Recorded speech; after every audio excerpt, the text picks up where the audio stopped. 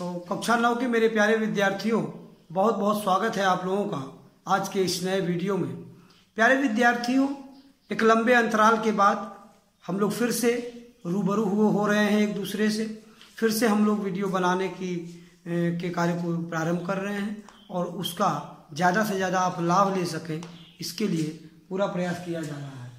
प्यारे विद्यार्थियों, जब से हम लोगों का ये महामारी के बारे में सब लोग जान ही रहे हैं, तब से हम लोग ऑनलाइन ही अध्यापन का कार्य हम लोगों का चल रहा है।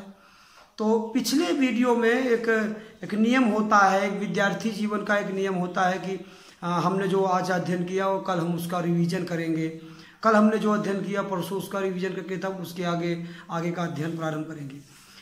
इस लंबे अंतराल, समर वेकेशन के लंबे अंतराल के बाद हम लोग आज फिर से मिल रहे हैं। तो हमारा ये नैतिक धर्म होता है, हमारी ये नैतिक जिम्मेदारी होती है कि पीछे पढ़े और पढ़ाए गए विषय पर एक बार हम लोग विस्तृत रूप से नज़र डालते हैं। विस्तृत रूप से नज़र डालने का मतलब, यदि कोई बच्चा आज से शुरू करना चाहे तब भी उसके लिए कोई समस्या न हो।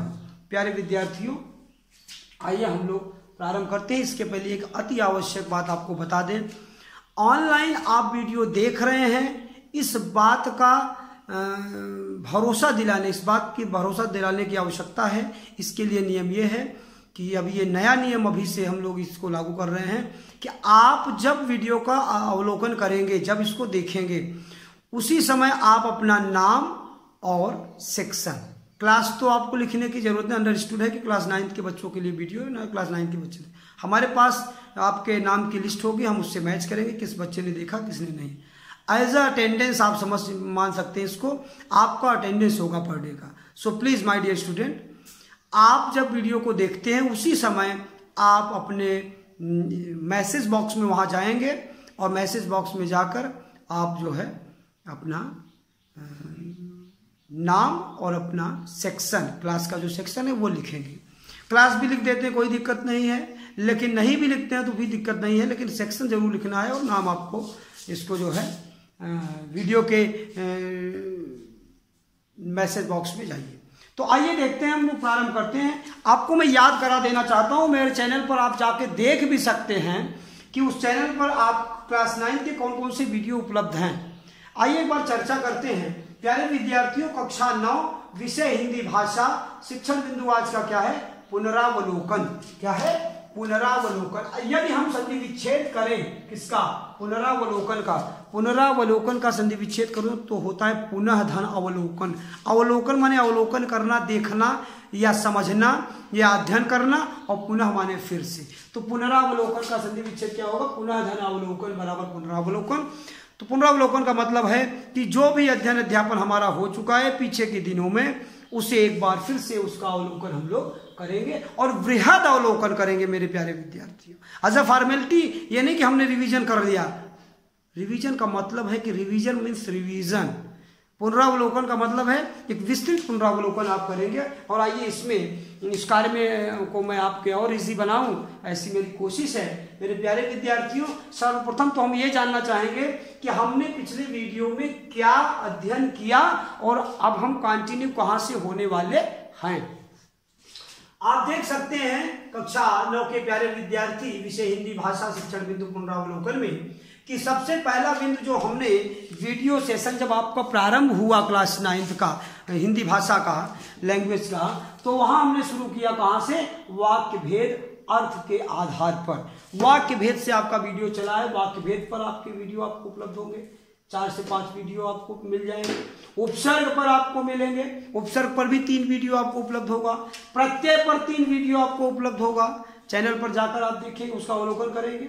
आप यहां देख रहे हैं कि समास संक्षिप्त, इसका अर्थ होता है समास, कंपाउंड पर भी चर्चा हम लोग कर चुके हैं। और इसके 5 भाग में, समास को 5 वीडियो बनाकर इसको पूरा किया गया है। तो इसके 3 भाग आपके पास उपलब्ध हो चुके होंगे। अब आगे के तो समास भाग 4 आपके पास पहुंचेगा, उसके बाद भाग 5, तब हमारा समास पूरा होगा। अभी तक आप समास भाग 3 का वीडियो अवलोकन कर चुके हैं। उसके बाद कुछ गृह कार्य भी है, उस पर भी हम लोग चर्चा करेंगे। तो प्यारे विद्यार्थियों, देखते हैं कि वाक्य भेद अर्थ के आधार पर, इसका क्या मतलब है? और the meaning of this words, अर्थ के आधार पर क्या मतलब है? मतलब साफ है। क्लास 10th में भी वाक्य भेद है और क्लास 9th में भी वाक्य भेद है। क्लास 10th का जो वाक्य भेद है वो है रचना के आधार पर। तो रचना के आधार पर वाक्य 3 भेद, कौन कौन से? सरल वाक्य, संयुक्त वाक्य और मिश्र या मिश्रित वाक्य। प्यारे विद्यार्थियों, लेकिन कक्षा 9 में हम देखते हैं कि यहाँ वाक्य भेद क्या है? अर्थ के आधार पर है। तो अर्थ के आधार पर वाक्य कितने भेद? यहाँ हमने बताया है कि कुल 8 भेद। किसके? वाक्य की। किसके आधार पर? अर्थ के आधार पर। According to meaning the kind of sentence is 8। तो अर्थ के आधार पर वाक्य कुल 8 भेद हैं और हमने 8 भेदों का नाम लिखा हुआ है। एक नया उदाहरण या एक एग्जाम्पल्स, सभी भेदों के एग्जाम्पल्स मेरे मन के द्वारा, मेरे द्वारा यहाँ उपलब्ध कराया गया आपको। आप इसको देखेंगे और समझेंगे। एक एक पर चर्चा, इसके एक एक भेद पर चर्चा हम लोग करेंगे। इसके जो 8 भेद हैं, इन 8 भेदों में हम लोग एक एक भेद की चर्चा करेंगे। और सबसे पहले चर्चा करते हैं किसकी? विधानवाचक। आप देख रहे हैं विधानवाचक में कह रहे हैं कि लड़का खेलने जाता है। लड़का खेलने जाता है, सरल वाक्य से ही मिलता जुलता है, लेकिन ये विधानवाचक, एक क्रिया एक कार्य, सरल एकदम से आप देख सकते हैं विधानवाचक। निषेधवाचक क्या कहता है? इसको इंग्लिश में निगेटिव सेंटेंस कहते हैं। नकारात्मकता की बात करता है, न की बात करता है, नहीं की बात करता है, नॉट की बात करता है, कार्य के न करने या न होने की बात करता है और कहता है कि लड़का खेलने नहीं जाता। इसका उदाहरण, एक ही वाक्य को कैसे 8 भेदों में हम कन्वर्ट कर सकते हैं। माय डियर स्टूडेंट, जिस दिन आपके अंदर ये क्षमता आप अपने विकसित कर लेंगे, आप अच्छे विद्यार्थी मेरे द्वारा मान लिए जाएंगे। So please my dear student, try to understand. आप एक ही वाक्य, कोई भी एक वाक्य ले लीजिए, उसके 8 भेद, उसको 8 भेदों में कन्वर्ट करने की क्षमता आप अपने अंदर विकसित करिए। और ये काम कैसे सरल होगा?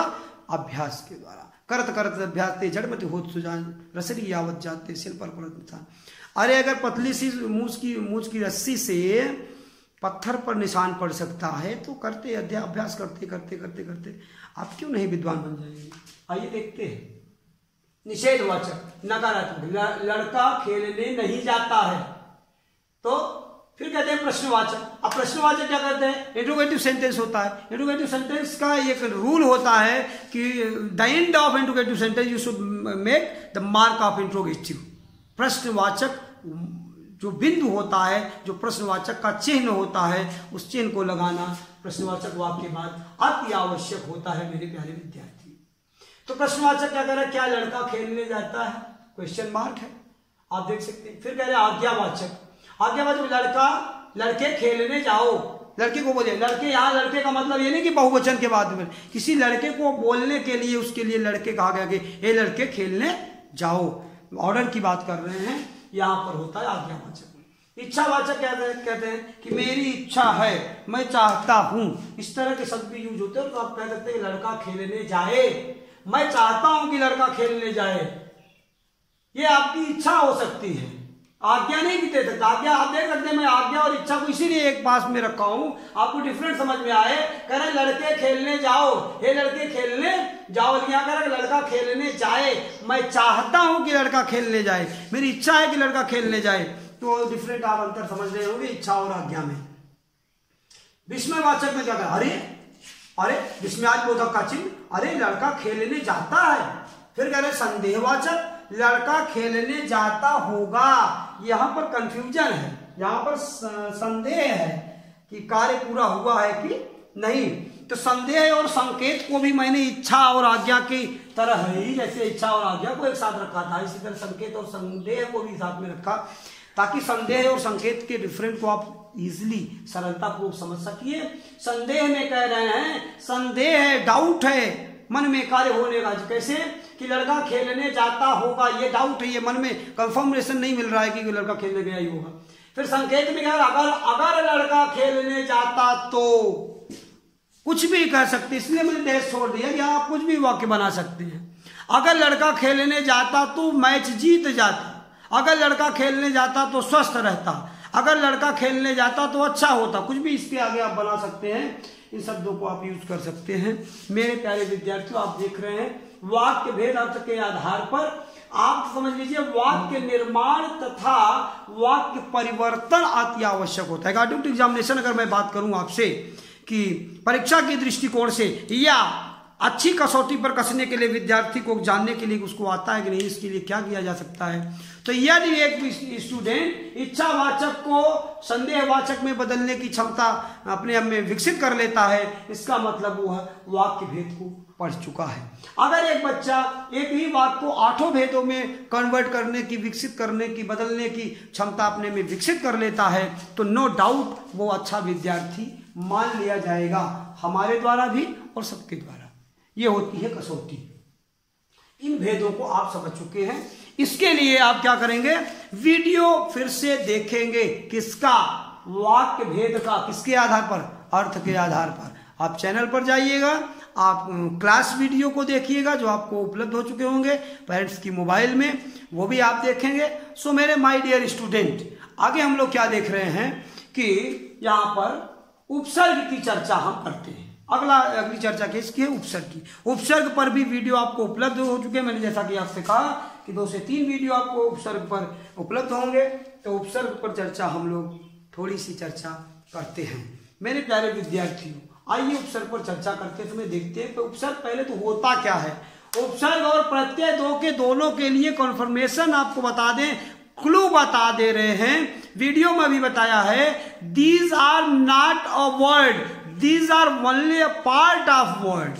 वो बात चाहे उपसर्ग की हो चाहे प्रत्यय की, these are only the part of word. शब्द के भाग हैं, शब्दांश कहते हैं इनको। इनको क्या कहा जाता है? इनको यहां पर आप एरो बना दीजिए, इधर से भी एरो बना दीजिए और बीच में लिख दीजिए शब्दांश हैं। शब्दांश ये शब्द नहीं है, शब्द के अंश हैं, केवल पार्ट हैं। तो ये अब देखिए होता क्या है। उपसर्ग शब्द के पूर्व लगता है, प्रत्यय शब्द के पश्चात या बाद लगता है, अंत में लगता है।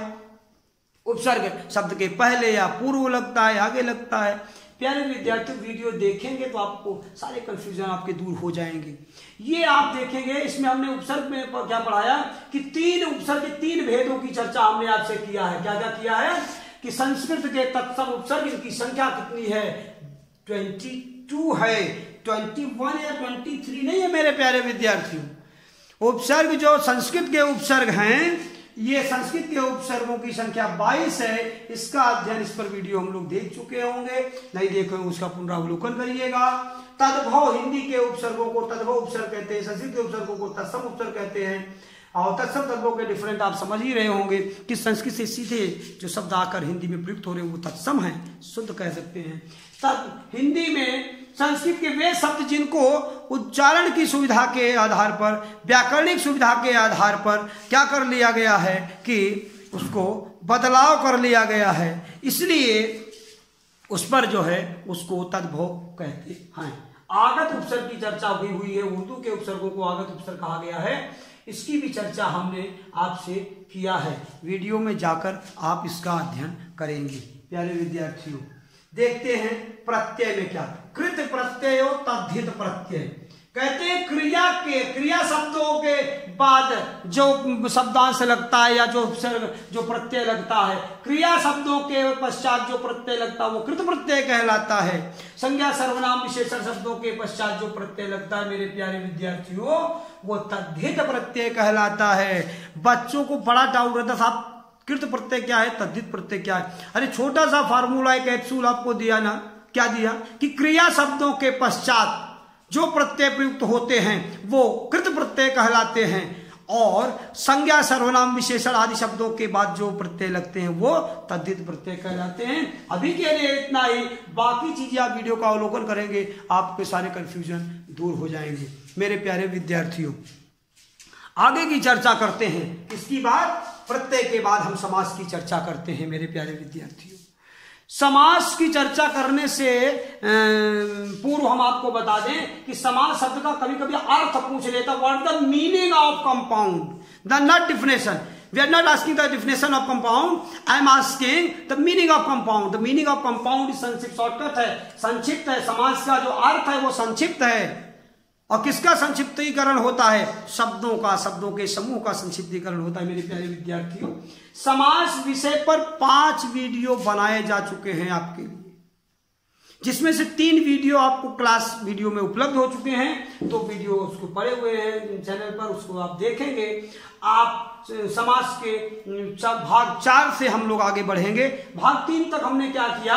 समास क्या है, समास के भेद कितने हैं, समास होता क्या है, और उसके बाद तत्पुरुष समास, कर्मधारय समास और बहुब्रीहि समास की चर्चा में भी द्विगु समास की भी चर्चा हो चुकी है।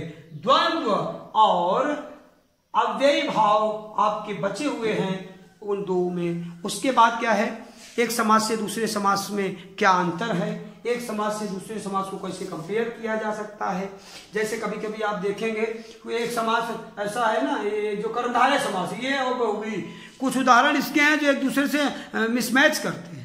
बच्चे कंफ्यूजन में आ जाते हैं कि साहब ये जो है बहुब्रीहि समास का उदाहरण है कि कर्मधारय का उदाहरण है। उसकी विस्तृत चर्चा हमने वीडियो में आपसे किया हुआ है। आप उसको जब अवलोकन करेंगे, देखेंगे, तो आपके सारे डाउट आपको दूर हो जाएंगे।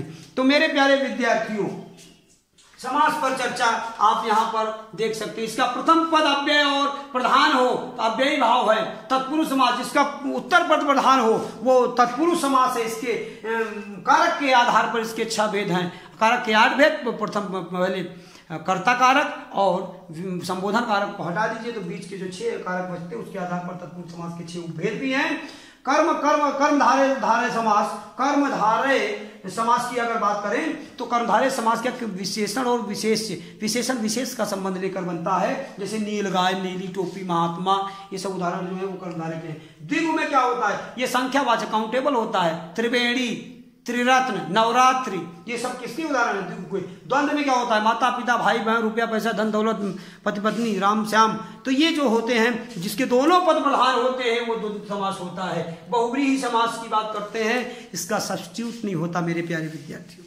बहुब्रीहि समास एलोन होता है, अकेला होता है, अपने आप में यूनिवर्सल होता है। ये होती है बहुब्रीहि समास की विशेषता। तो ये हो गई बात। अब हम ये चाहते हैं, मेरी ये इच्छा है और ये आपका नैतिक धर्म भी है प्यारे विद्यार्थियों, कि आप अपने संपूर्ण अभी तक के इसके पहले के वीडियो और अध्ययन सामग्री को आपने अवलोकन करिएगा और इसको समझिएगा। हमने यहाँ 2 होमवर्क आपको केवल दिया है, छोटा सा होमवर्क, कि संपूर्ण पूर्ववर्ती अध्ययन सामग्री का पुनः बार बार अवलोकन करें तथा अभ्यास कार्यों की पुनरावृत्ति अपनी अभ्यास कॉपी में करें। ये आपका पहला होमवर्क। दूसरा क्या कह रहा है कि दिए गए अध्ययन सामग्री को अपनी कॉपी में लिखिए। यह जो अध्ययन सामग्री दी गई है इसको भी अपनी कॉपी में लिखिएगा। प्यारे विद्यार्थियों, आशा करता हूं और सबसे कंपलसरी चीज, वीडियो अवलोकन करिएगा जब देखिएगा, जब का मतलब सेम डे देखना है। आज का वीडियो आज देखना है, ये बात आप ध्यान रखिएगा। तो क्लास अटेंडेंस की तरह पूरी जिम्मेदारी के साथ मुझे पूरा भरोसा है, पूरा विश्वास है कि आप अपनी नैतिक जिम्मेदारी को निर्वहन करते हुए आप अपने अटेंडेंस को जरूर लगाएंगे। आप जैसे क्लास में अटेंडेंस लिया जाता है, आप यस सर बोलते हैं, उसी तरह से आप मैसेज बॉक्स में, आप यूट्यूब चैनल के मैसेज में जाइएगा और वहां पर अपना नाम और सेक्शन, क्लास लिख रहे हैं तो अच्छी बात है, अदरवाइज अंडरस्टूड है कि क्लास 9, तो ये सेक्शन और अपना नाम जरूर लिखिएगा। प्यारे विद्यार्थियों, मंगल कामनाओं के साथ आपका दिन अच्छा हो, आपका भविष्य अच्छा हो, ऐसी कामनाओं के साथ आज के इस वीडियो को हम यहीं रोकते हैं। और ये आप ये निवेदन है कि इस महामारी से दूर रहने की कोशिश करिए, पूरी सावधानी बरतने की कोशिश करिए मेरे प्यारे विद्यार्थियों। तो आज के लिए इतना ही, मिलते हैं नेक्स्ट वीडियो में, तब तक के लिए धन्यवाद।